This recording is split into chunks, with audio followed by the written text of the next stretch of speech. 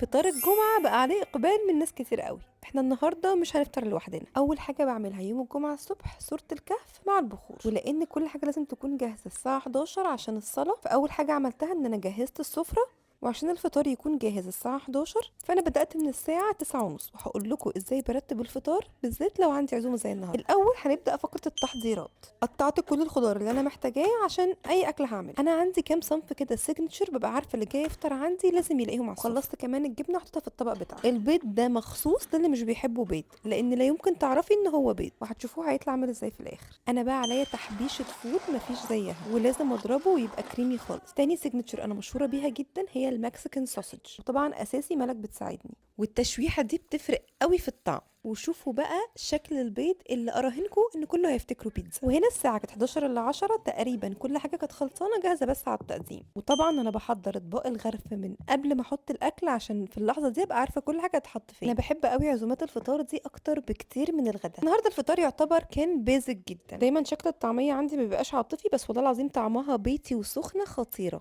وفي اللحظة دي بنسى الصحيان بدري، وقفة المطبخ. جالي كذا كومنت ان انا بيزك جدا في كل فطار جمعة، ما تدوني بقى افكار مختلفة اعملها للجمعات الجاية. وجمعة مباركة.